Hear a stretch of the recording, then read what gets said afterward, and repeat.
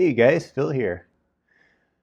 So I'd started doing some videos on my own story as one of Jehovah's Witnesses, and I was kind of doing them by theme, like college and Bethel and things like that. And I don't know, I wasn't quite feeling them. So I think I'm just going to go a little more extemporaneously and just talk about, chronologically my family's story as witnesses. So we'll see how that goes. But yeah, so let's see. Well, my parents, they were both born in 49 and they got married in 69. Neither of them were witnesses. Um, so let's see. So I was born in 78. Um, so there's me and my sister Susanna. She's 2 years younger than I am. And yeah, so they were just regular people. My dad had gone to college. He actually had an MBA, and so he was kind of in sales and marketing and doing well. He was a pretty gregarious guy. Um, so I was born in Michigan, is where they were living at the time. But both of them were from Rochester, New York, and Western New York, upstate. Um, and yeah, so they were there for a couple years, and then uh, moved to Ohio for a little while, and then around 1980 or so, they moved back to Rochester. And again, most of these moves were for my dad's work, his jobs that he had. Um, and it was in Rochester where my mom was contacted by witnesses preaching door to door. Tanya Militello. The Militellos are a big family, witness family in Rochester, if you know them. And yeah, so she, took a book, started studying. She got into it. She liked it. Um, and then, let's see. So my dad wasn't real interested. He was working and stuff. Wasn't really into it. But by that time, my mom was studying with this one sister, Adassa Henderson. And if you're from Rochester, you know the Hendersons are a very well-known family, and they're really friendly. Adassa's from Jamaica, and she has this British accent, and it's kind of a very jokey person, fun to be around. And so she would always kind of razz my dad when she'd go for the study. Uh, hey, what's your excuse? Why aren't you studying with us? And so eventually he started studying as well, and so the Hendersons studied with my parents as couples. And yeah, my dad was really into the 607, the Bible prophecy thing, caught his interest and seemed pretty convincing. And so yeah, they came into the truth, as it's termed. They got baptized in 1983. And so it's kind of interesting. So they were in that wave, the 75 teaching. There was huge upsurge in witnesses prior to 75, and then it kind of went into recession and slumped afterwards. And so they came into the religion on the upswing. So after 1980, everything started to pick up again. The apostates got purged, and so we we came into this really vibrant, active, exciting time in the witnesses. I don't think we had any. I never definitely had any concept of the whole 1975 teaching and the disappointment. That wasn't mentioned at all. So yeah, and I mean, we just really took to it. So I was 5, and my sister was 3 when my parents got baptized, and we were just really a really spiritual family, I guess it would be considered. We really did well, and I guess growing up, I always considered that we were kind of the middle management of the religion. We kind of helped keep the congregations running and supported everybody. And, in my head, which is really arrogant now to think back, but I was like, we're the gold standard for witnesses. and then we would help all the all the riffraff, all the rabble in the congregation, the weak witnesses and the single parents, and those type of people. We would kind of keep them motivated, keep them pumped up, and plugging away like they should be. So yeah, looking back, it's kind of embarrassing to think about how I saw it. Um, so yeah, so we were in the Irondequoit congregation in a suburb of Rochester, and again, just in a very active spiritual association there. That congregation is, I think it's dissolved now. The hall's definitely been sold. And so my dad became an elder after the 5 years, basically, kind of the minimum time period, and we had a book study in our house, and I started pretty early. Joined the school, became a publisher. I can remember my mom typing up my early talks on the typewriter. She had been a secretary while my dad was in school. And yeah, we were really, really active.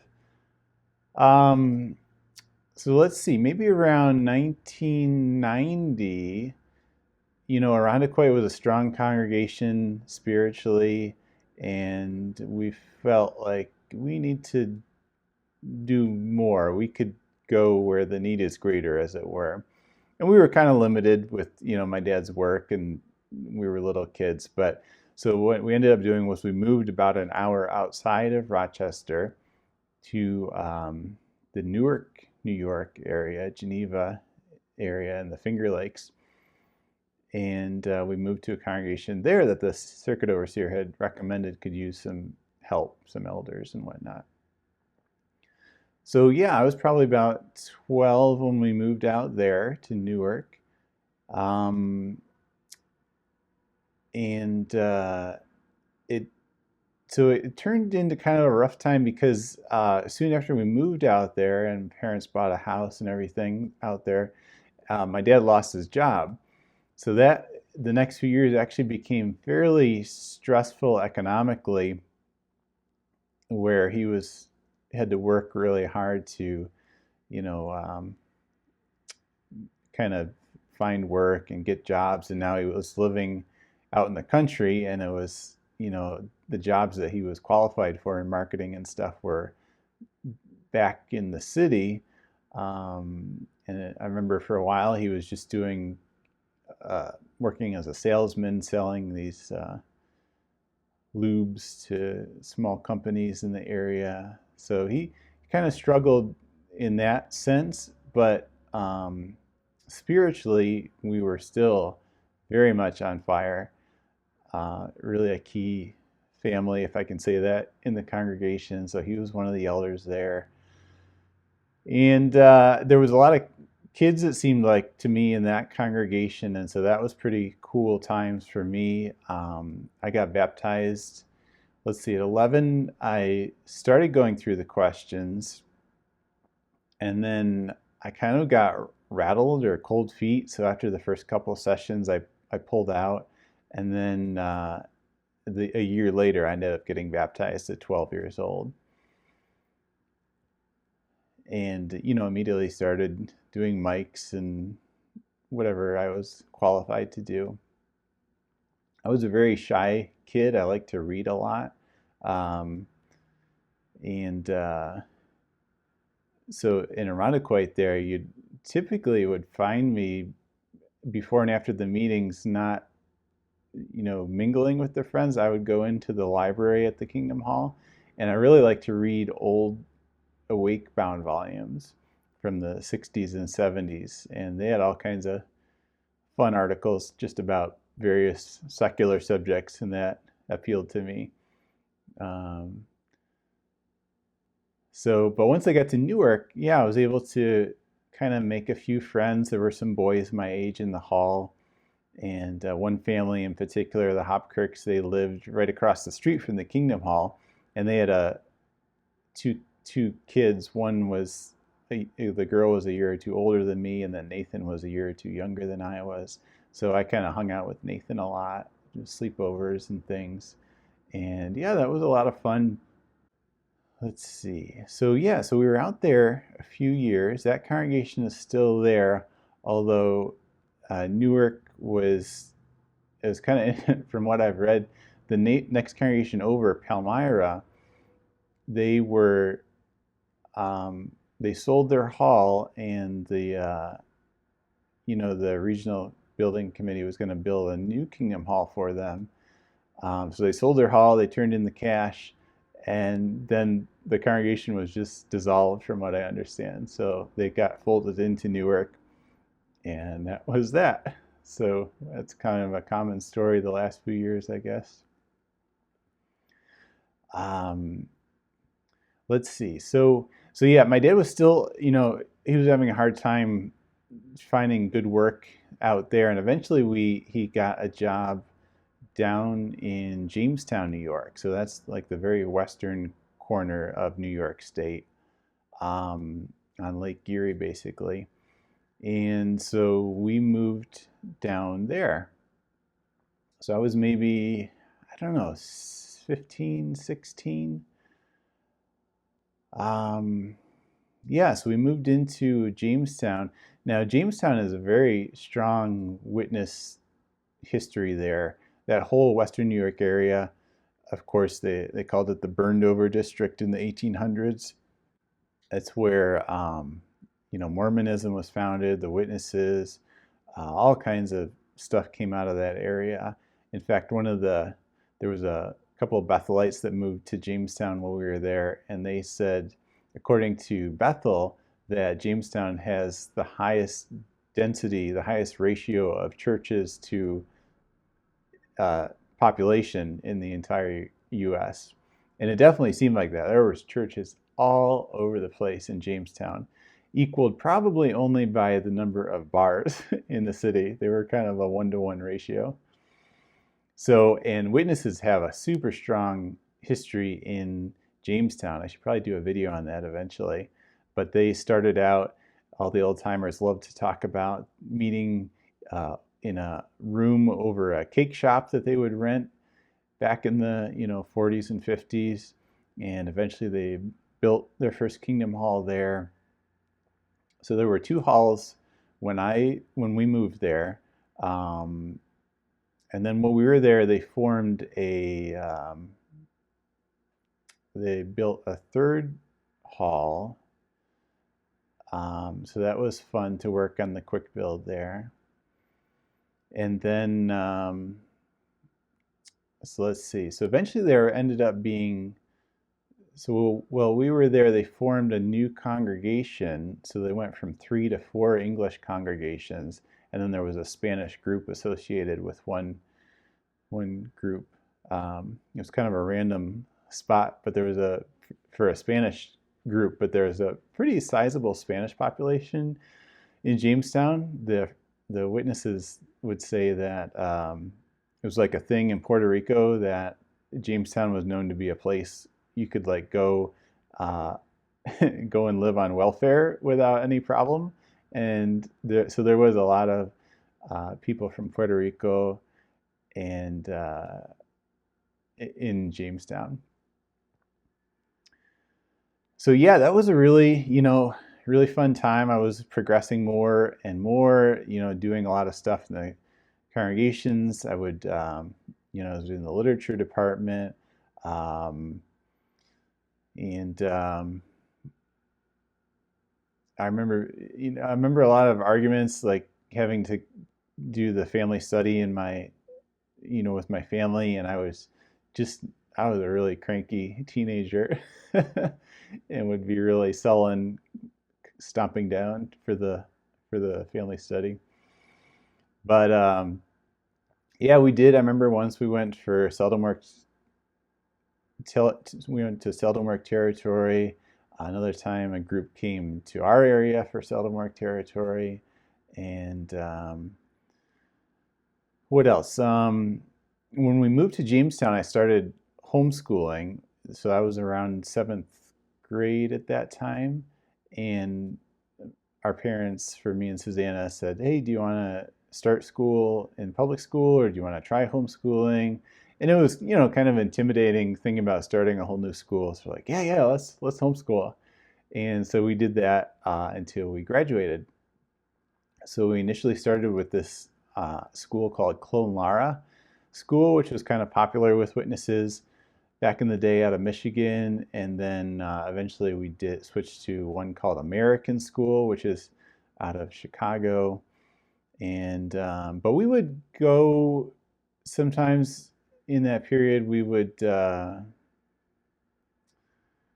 I'm trying to remember whether it was in Newark or Jamestown, but we would have like field trips basically with all the witnesses that also homeschooled, which there was quite a few, and we would go to different sites now and then. I remember going to like this one of those old-timey villages where they reenacted how the settlers lived, that kind of thing.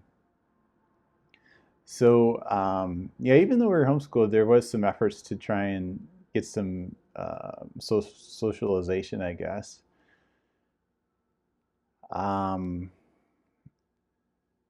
and then once I graduated high school, I started regular pioneering, and my goal really had kind of always been to go to Bethel.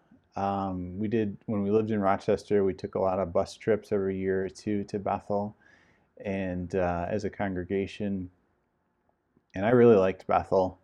Um, and Yeah, so I was, 17, 18, started pioneering, went to pioneer school. That was pretty cool. I was appointed a ministerial servant around somewhere in there, 18, 19. Um, I always enjoyed giving talks at the meetings. I was pretty bad in field service. I never was real good at that just because I wasn't so outgoing. But for some reason, giving talks was really, I enjoyed that. I guess because it wasn't really like a conversation I had to maintain. I could like plan everything out beforehand and then give talks. And I was exposed to some pretty good speakers over the years.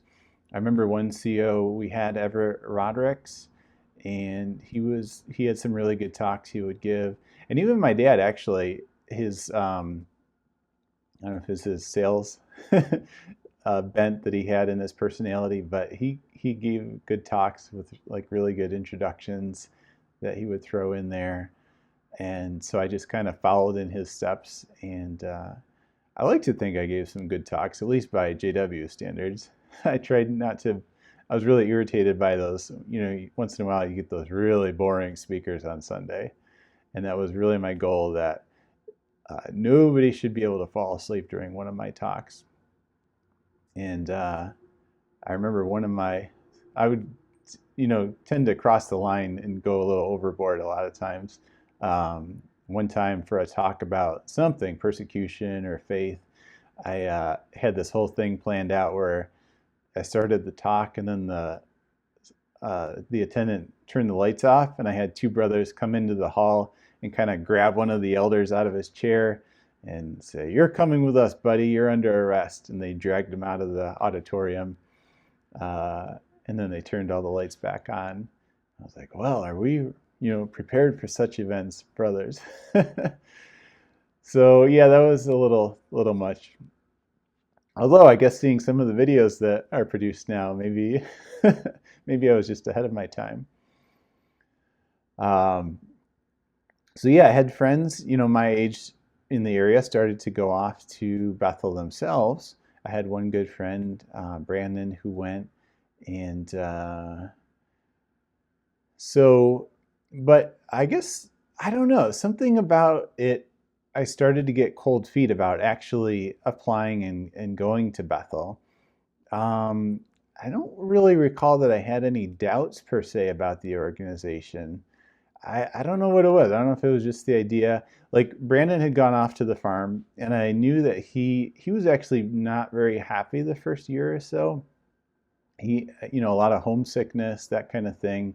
And I know some of the halls down there in the Wallkill area, they're just saturated with these Bethelites who stay for a year or two and then they go back home or whatever. So I'm sure the local friends don't have too much incentive to make close friendships, initially. So, so I don't know what it was exactly, but I just kind of held back. Um, I did temp down at Bethel for a couple weeks one time. I went down to Watchtower Farm, somewhere in that, 20-year-old area. And I really did not like the experience. I was still a pretty shy kid, and um, I don't know. It was in the summertime, and part of the dining room was closed, and they're like, well, you got to go find a seat with some other table. And I just remember trying to, like, I didn't want to take anybody's seat, and I didn't know how to figure out where to sit. And so that was uncomfortable. And same way working on the cruise with the other guys at the farm, I just couldn't seem to really fit in. So after that, I kind of canned my plans to go to Bethel. And I was really kind of at loose ends at that point, because that was basically the only plan I had in life, was go to Bethel and then go to Paradise. So yeah, so I was kind of stuck. I was living at home, kind of pioneering, kind of sort of, but I wasn't super into it. Like I said, I wasn't really good at pioneering. I never had many Bible studies. I was kind of the guy who was always asked to study with the young boys in the congregation who, like, their dad wasn't in the truth or whatever, and I was supposed to get them baptized. I never really liked those assignments, but I would, it was an assignment, so I had to do it, kind of thing. Um, let's see. So I was working at a bike shop in town the whole time, and bike shop, ski shop. Um, and I just kind of kept working there. I started there when I was 16, and I was 24 by the time I got fired from there. I definitely stayed there. I'd overstayed my welcome, and I was getting kind of um, feisty. I didn't like following the rules, and it was like a family-owned shop. So eventually the owner was like, "Hey, buddy, you're enough is enough. You're out of here." Um, and I can remember the day I got fired. I was like in shock, even though I definitely should have seen it coming, and went home and called my dad. It was a Saturday morning, and he came. He was out in service, so the car group came and picked me up, and I went out preaching for the rest of the morning. Uh, I don't know. I guess it was like, you're never going to get fired from preaching, so that was a safe space. Let's see here. So yeah, it was going on in that way. I was by that time I was giving public talks. I'd go out for talks to all the area congregations as a servant. Um, never really had an urge to keep progressing to become an elder. The idea of going on shepherding calls and counseling people had like zero appeal to me. I was a very laid back person. I didn't really want to be the boss of anybody. And it's probably kind of the witnesses, or any fundamentalist religion really fosters that sense of low self-esteem and lack of self-confidence. You feel like anything bad you do, it's because you're a bad person, and anything good you do is only thanks to Jehovah. So there's not much room to be proud of what you can do. Um, so yeah, I wasn't feeling real good mentally. I felt kind of out of sorts. I didn't know what to do with my life. It was just kind of stagnant. I was working as like a second shift security guard at that point, just in the local factory. It's a very low key job. And but at that job, they said, hey, if you take a EMT course and get certified will bump your pay $1 an hour, which I was only making like whatever, $9 an hour as it was. So I was like, oh, that's pretty good. And so the class was Wednesday nights. It wasn't a meeting night, so I could go to it. So yeah, so I went to that, and I really enjoyed it. It was like a whatever 1 semester course, um, and it was just really fun. I guess in my head I knew that like the best way to help people um, is to preach to them because then they'll live forever. But here was this course that was teaching a little different angles, like, hey, you can help people right this minute. You can get their heart restarted, you can stop bleeding, that kind of thing. And so it's an area I hadn't really thought about too much, and I really enjoyed it. So I graduated that, and the factory where I worked was super boring. It was a really safe place, so there was never any real need to be an EMT there. And I did kind of kick around, well, should I become an EMT on an ambulance? And I could remember I had read, in the 80s, there was a cover series on the Awake about a witness who was a paramedic, and he had all these crazy stories, about people high on PCP, and they would break their handcuffs and need 6 guys to hold them down. And I just thought, well, that's not really something I want to do too much. Um, but yeah, so I wasn't really sure. And then the factory I worked at, they changed security company contracts, and that really rattled me. I didn't know if we were all getting fired, and we didn't. Everything was fine. Um, but I was like, man, what do how can I support myself if I was fired? What do I have going on here? And so I really wasn't sure what to do. I thought about MTS school, which was an option at that point. But again, it is I guess there were two things. One was, as I mentioned in the last video, that I was into porn and masturbation, like probably almost any young witness guy at that point. And I knew they would ask about that on the MTS application, like they did on the Bethel application. And so that was weighing on my conscience. And then too, just the whole idea of moving to a new congregation where I didn't know anybody was pretty intimidating to me. But there was a girl in the city in Jamestown there, and she was a nurse, a registered nurse. And I didn't know too much, but I knew that she worked only 3 days a week, and on that she could afford her own apartment. And that sounded pretty cool to me. I was rooming by that time with another guy from the hall, and still on my $10 an hour, so things were really tight. So that was pretty much it. I was like, well, I'll be a nurse. And so there wasn't a lot of thought that went into the decision. I didn't do any research. I just went down to the local community college and got my prereqs done to enter the nursing program.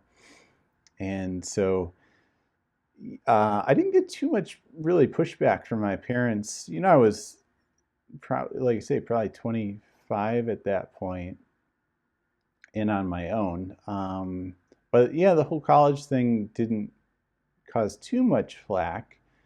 So I started that. That was a 2-year program. It took me about 3 years. At the same time in there, we were also, that was the 2000s, early 2000s, and the society was really starting to push the idea of learning a foreign language and joining a group like that. And so there was a brother in the area he was an elder who oversaw the Spanish group that existed. Really interesting guy. His family, I should do a video on him too. His family had gone up and moved to South America when he was little in that pre-1975 era. So he had spent his first few years in South America, And so he was super fluent in Spanish. He was later in the first class of MTS and was sent to Honduras, and he was down there for some years, and now he was here in Jamestown. So he was like a natural to run a class, a Spanish class in the area. So he started that, and so me and my sister joined in the class. There was maybe, I don't know, probably about 20 of us almost from the, and so that was really cool. So that was kind of stimulating stimulating mentally to have that challenge of learning Spanish. I'm trying to think. Just prior to the Spanish class and the nursing school, I was in a really dark place. Like I was in had a depression going on pretty hardcore. I remember that factory that I worked at, there was a little laboratory inside the factory. And so as I wandered through there, I noticed they had all sorts of chemicals, and one was a bottle of cyanide. And yeah, so I remember I would pick up the bottle of cyanide and I would, I was contemplating how to use it. I heard that cyanide gas outgasses from corpses, so I thought that, I should be outside when I take it, so nobody would get hurt. And yeah, fortunately, I never quite, pulled the trigger on that. And then it was after that that I really started the education, the Spanish and the nursing school, and that really gave me some impetus, some motive in my life to move forward, and probably kind of saved my life, I guess. So thankful for that. But yeah, so the Spanish class was really interesting. We took a trip down to Honduras where Grant's all his old stomping grounds from when he had been assigned down there. So that was a neat trip. And let's see. So nursing school, yeah, really challenging. I was around a lot of worldly people, which was very uncomfortable. I can remember I had one instructor, and she had learned I was a witness, and she was kind of puzzled by the whole blood transfusion teaching.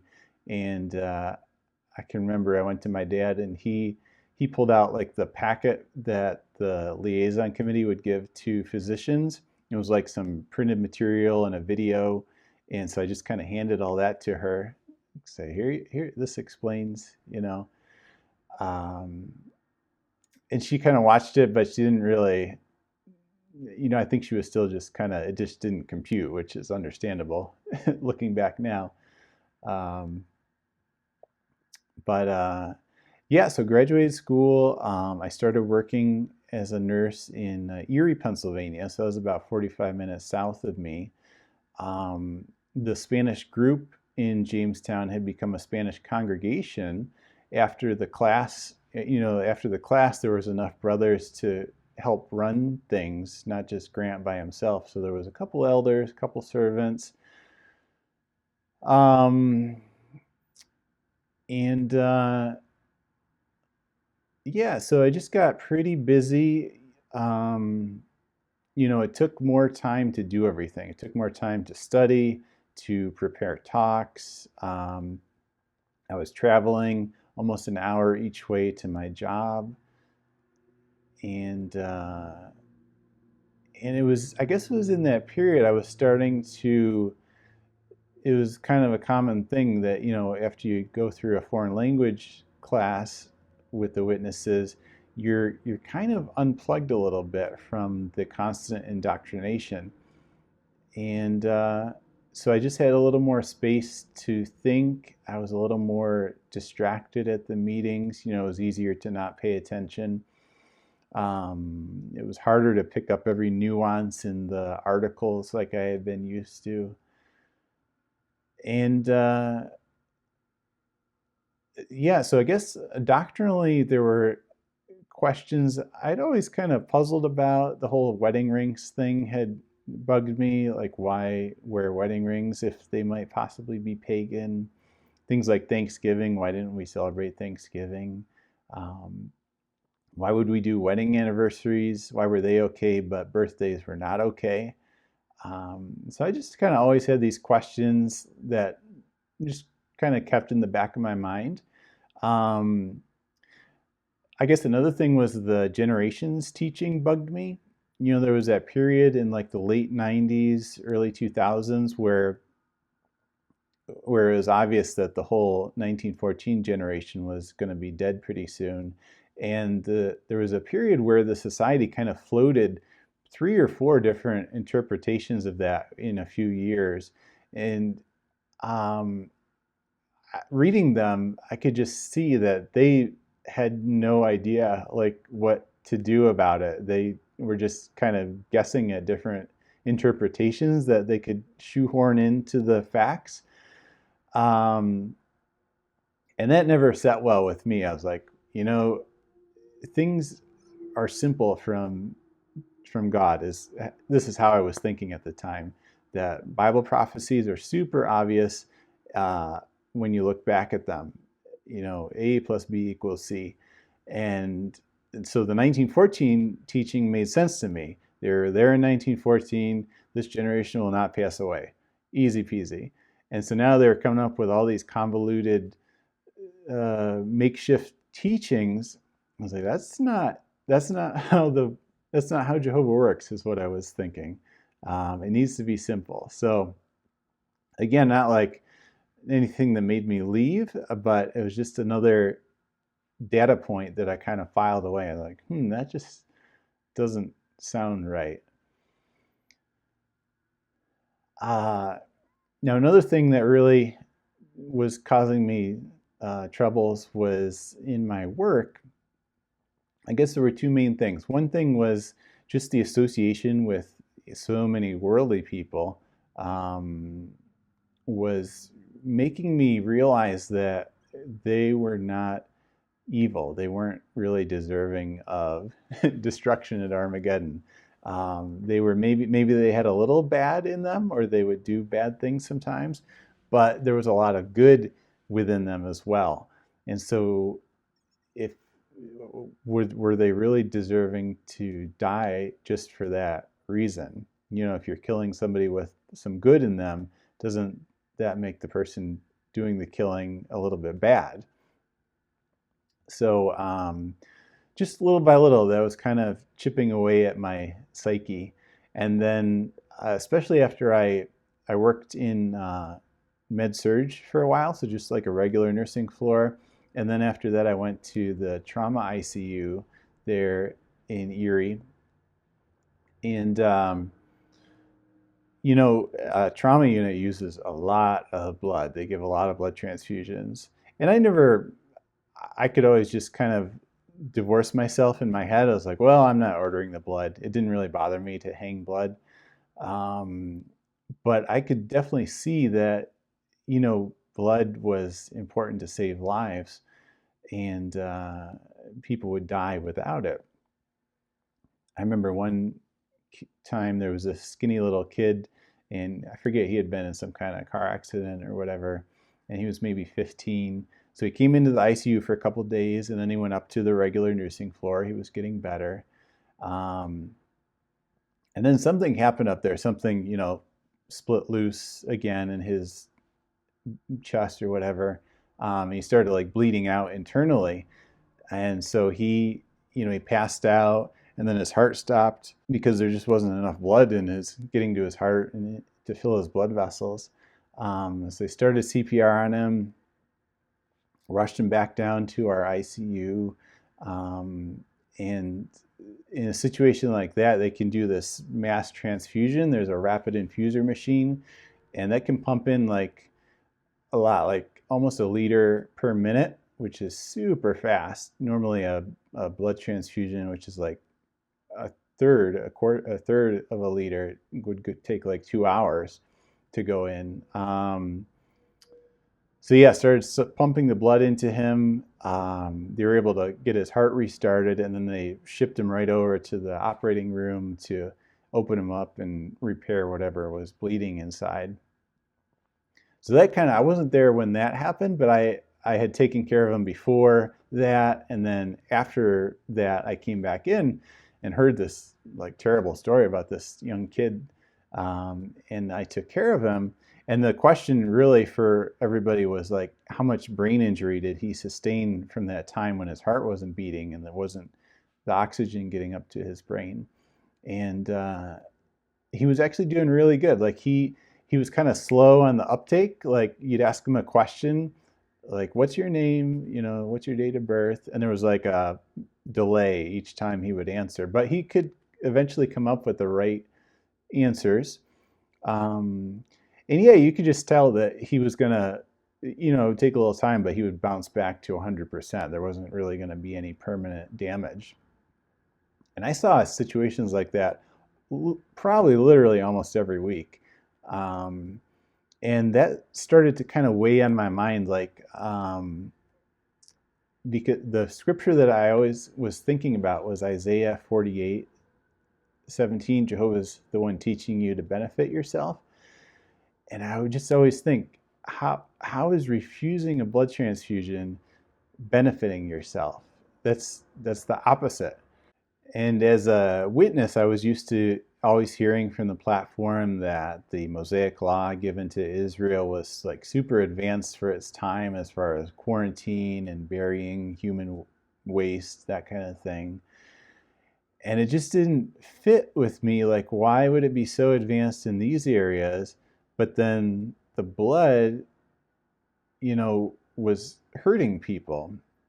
And so there was that scripture about keep holding to the pattern of healthful words.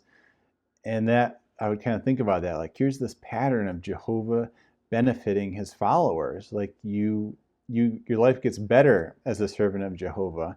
And yet here's this blood teaching where your life gets markedly worse as Jehovah's Witnesses. And that just doesn't compute. That doesn't make any sense.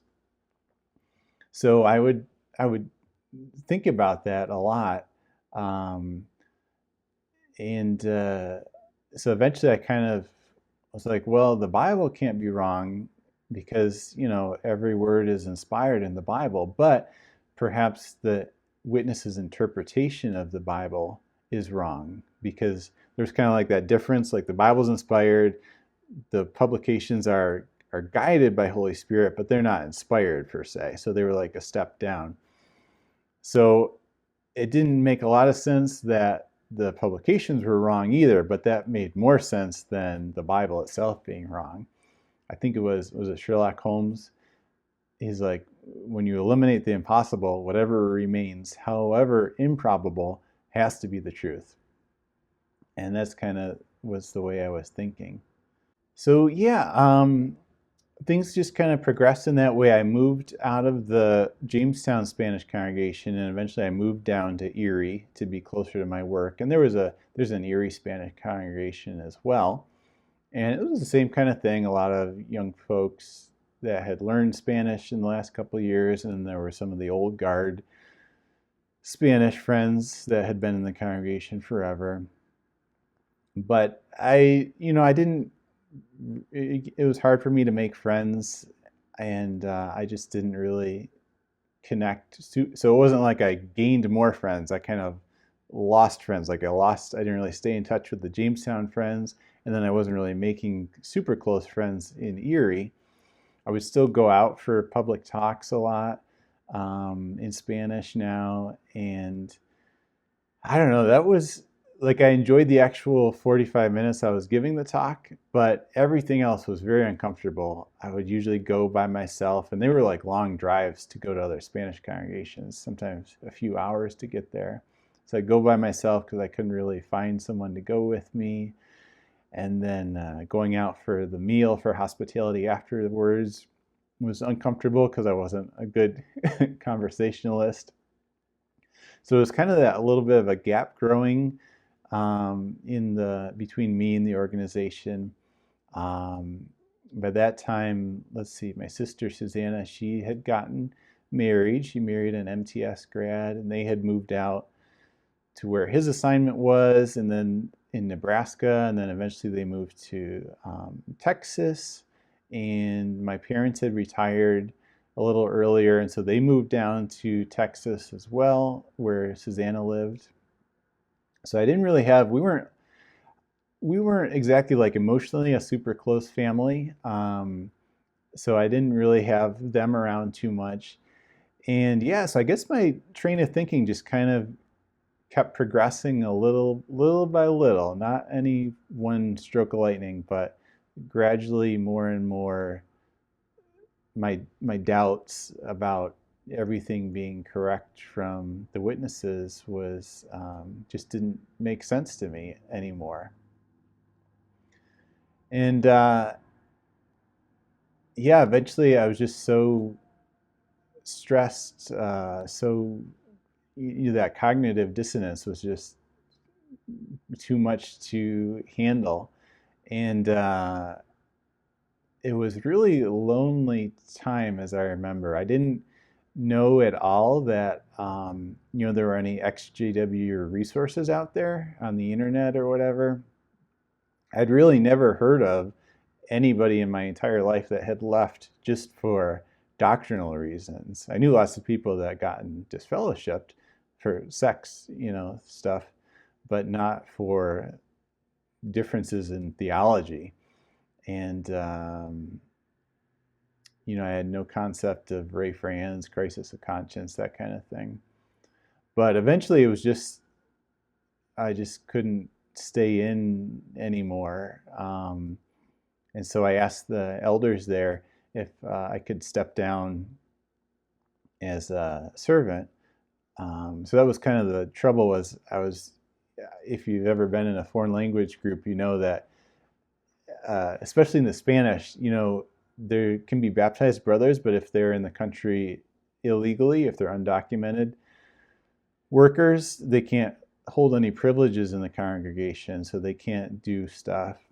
And then there's just not as many brothers in the foreign language congregation. So my point is, I was super busy doing multiple assignments and talks and this and that, which had been nice at one point, and now it made it really hard to kind of fade out of the congregation, which was kind of my plan, to just decrease my attendance and everything to zero.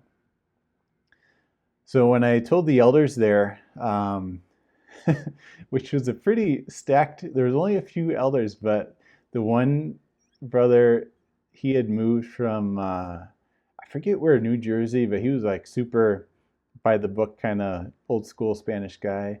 And then there was this white guy who had, I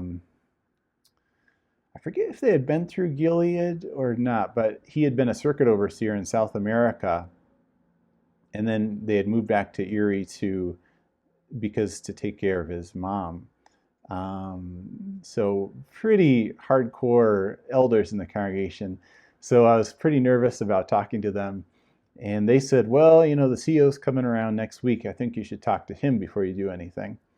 So that was not anything I wanted to hear. But so we did that. Anyway, so the CEO came, and he was another kind of old school Spanish guy. And I met with him in the side school after the meeting. And I still wasn't like super fluent conversationally in Spanish, but I kind of got out that, I was burned out and wanted to take a step back. And I'm sure on the one hand he was thinking, well, shoot, there's one guy, that's a lot of work that's going to have to be absorbed by the rest of the servants and elders. And then on the other hand, he was thinking, well, what's this guy's deal? Is he apostate now? And I remember he had this very grim expression, and that's kind of what his questions were. Are you having doubts about the society and this and that? And protesting, no, nothing like that. I'm just mentally exhausted and burned out, lying through my teeth. And I don't know, maybe it helped that there was kind of that language barrier, because he couldn't really pick up on nuance of whether I was lying or not. He just kind of had to go by the words I was saying. But eventually he was kind of grumpily agreed that I could step down.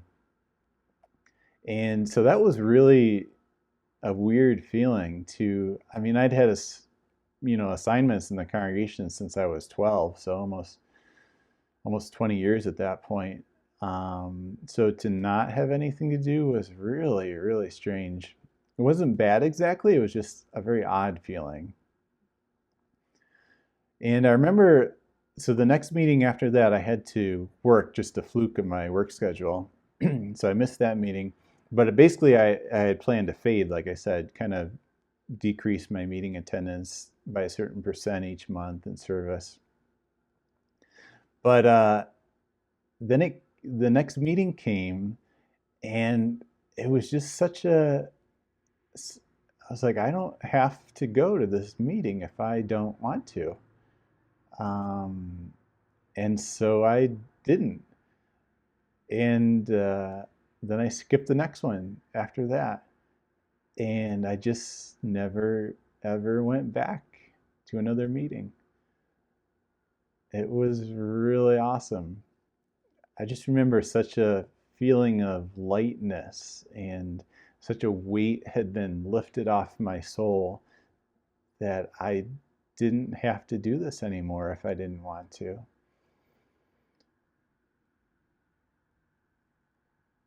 Yeah, it was pretty remarkable. Um, it was almost, you know, I wrote once, I said it cost me 30 years of my life, but that feeling was almost worth that cost. Um, so yeah, I just quit cold turkey.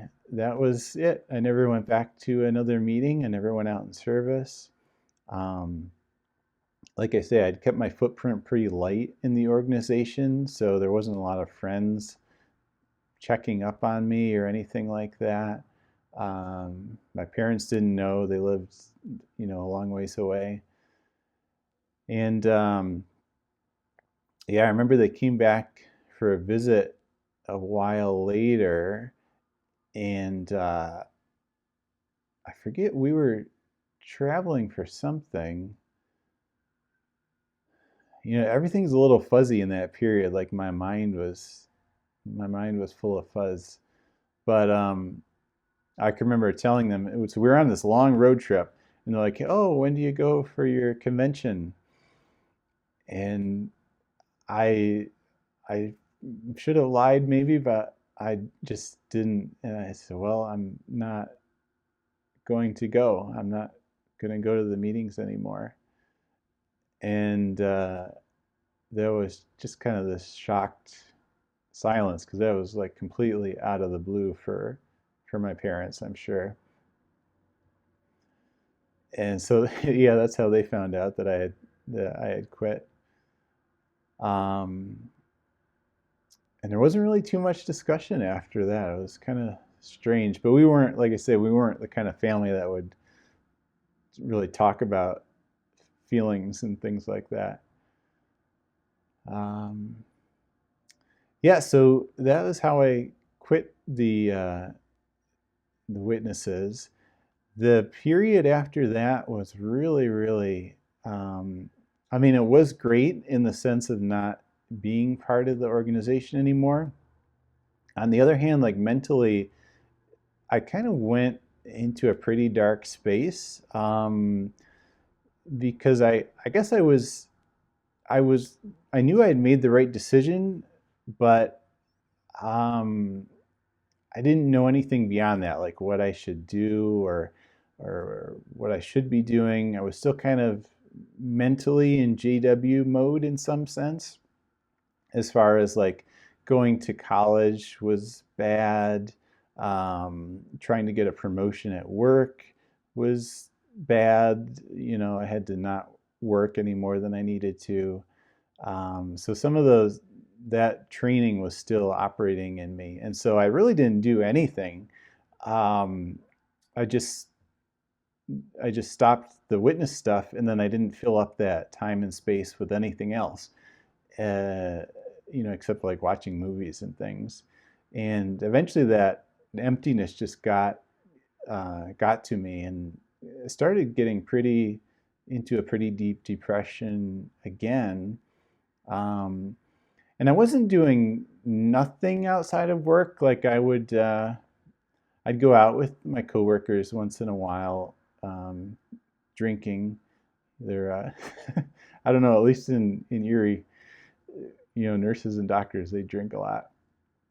So I had to kind of figure out alcohol. I didn't really understand like how to drink socially. I would just drink very hard to get and be drunk before I knew it, because I just didn't have any concept of what I was doing. But yeah, I didn't really try and make friends, close friends per se, because they still felt like bad association to me. I did. It's a very standard thing for nurses to, if they have their associate's degree, to go for their bachelor's degree. And there's a lot of programs, basically, you can knock it out in about a year. And so I did do that. So I got my bachelor's degree done. But kind of the next step would be to get your nurse practitioner, your master's degree. And I honestly, I'd been doing the nursing for like almost 10 years, 8 years. And I was getting kind of burned out because normally somebody would kind of progress and do some promotions in that period, become a charge nurse, kind of step away from the bedside role.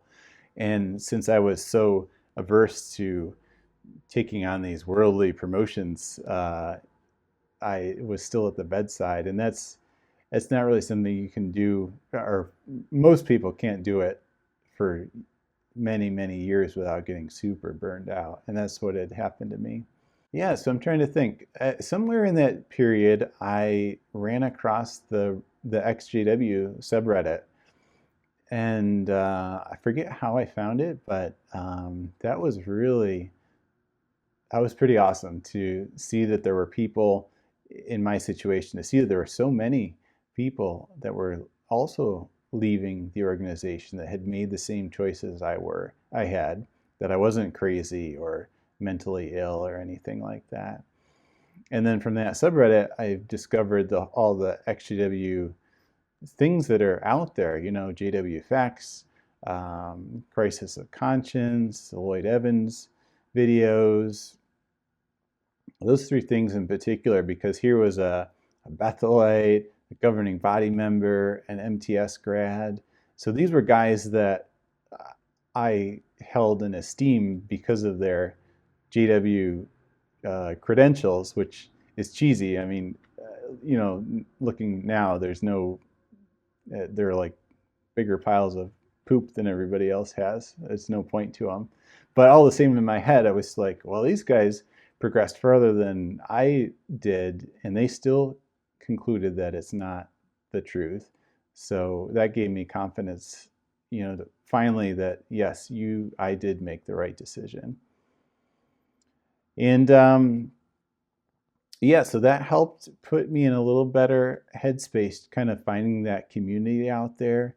I also got more involved into like physical fitness. So, I was a chunkster in the witnesses, like most witnesses are. You just don't focus on physical fitness really. And you eat a lot. Everything's coffee breaks and potlucks and meals after conventions.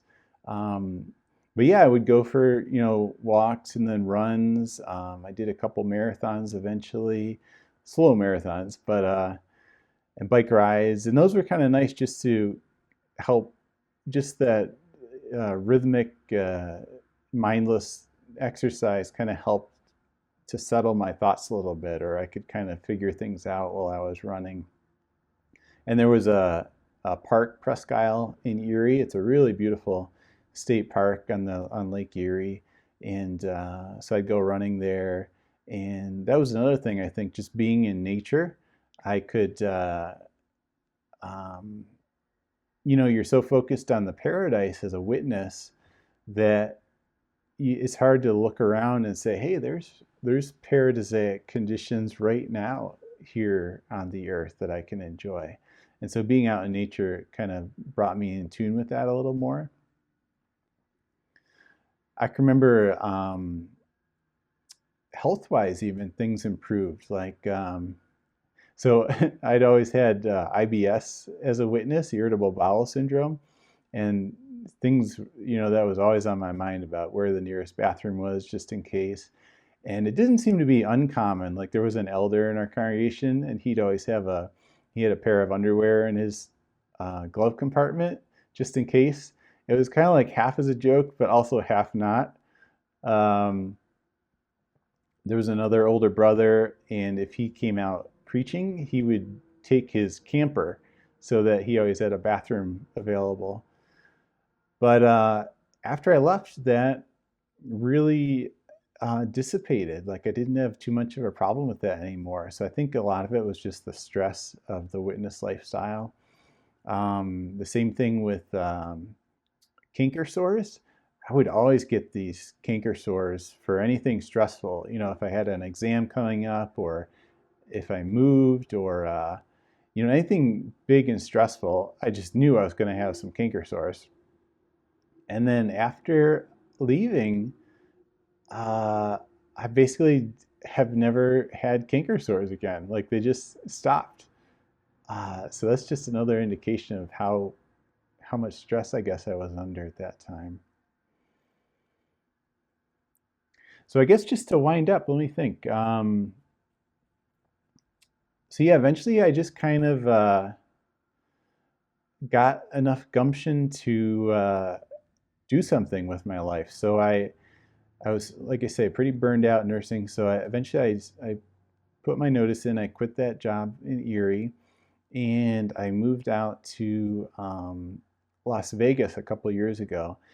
Erie, PA is a super cloudy spot. There's sunny days like maybe 40% of the year. It's one of the whole Western New York, Erie area is one of the cloudiest parts of the country.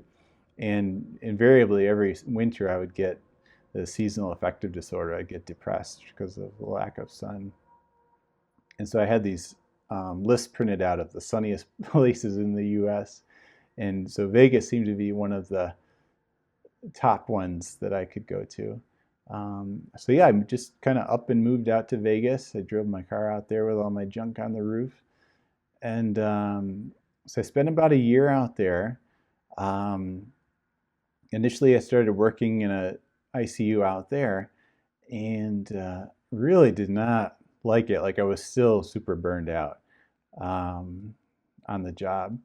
So I kind of quit that. I had a little money saved up, so I just kind of hung out in Vegas. Um, I didn't really like the city per se. It was kind of it's like a nice place to visit, but not exactly to live there, I guess, is how I felt, anyways. But I'd go out running in the desert just by myself. And again, just kind of clearing my thoughts, figuring out what I wanted to do. And I got to thinking that what did I enjoy doing as a kid before I got so caught up in the witness lifestyle? And one thing that kind of jumped out at me was that I always enjoyed um, planes and rockets and aviation. I'd always built model rockets when I was little, when I was a kid. And one year when I was homeschooling, I kind of picked flight and aviation as my science focus. So I read a lot of books about aviation, and and I guess I had always kind of had that bent as far as more of a mechanical, analytical mind instead of more of a soft skills people person. Um, and so nursing didn't quite fit, but I started thinking more about engineering, and I thought, yeah, that would be kind of interesting because I'd kind of gotten a little more into science and just like, I'd spent so many years studying religious things, and now I got to see like there's this big wide world of science and this body of knowledge that mankind's accumulated over the centuries. And I just want to know, like, factually, what is this universe that I live in? How does it work atomically and microscopically and macroscopically? So I thought maybe a good way to do that. Initially, I thought about studying physics, and I see that it's kind of hard to get a job in physics, at least without a PhD. And even then, it's tricky. Um, so then I kind of switched over. I thought, oh, maybe engineering would be good. Um, and so that's kind of where I'm at now. I'm kind of signed up to start an aerospace engineering degree in the fall, and yeah, we'll just kind of see where that goes. I just like learning about different things, and sometimes I know I had that sense, I still do now and then, of I wasted so much time in the as a witness that I need to kind of make up for lost time. Um, and so that kind of influences, like, I need to make the right decision, what to do, where to live, all that kind of things. But it's really kind of black and white thinking is what I try and tell myself, that's something I got from being a witness, that's either good or bad. And really most decisions are not all good or all bad. Even when I moved to Vegas, things, in one sense, it was kind of a bad decision because I didn't really turn out to like it, and I don't want to live there um, permanently. But on the other hand, there were good things too. It was super sunny there. The weather was nice. The running in the desert was nice. So there were good and bad things. And so that's what I tell myself, that just make a decision, um, you know, set a goal, set little intermediate goals to reach that big goal. And, if it works out, awesome. If it doesn't work out, that's okay too, but I'm probably going to pick up some good things from it regardless.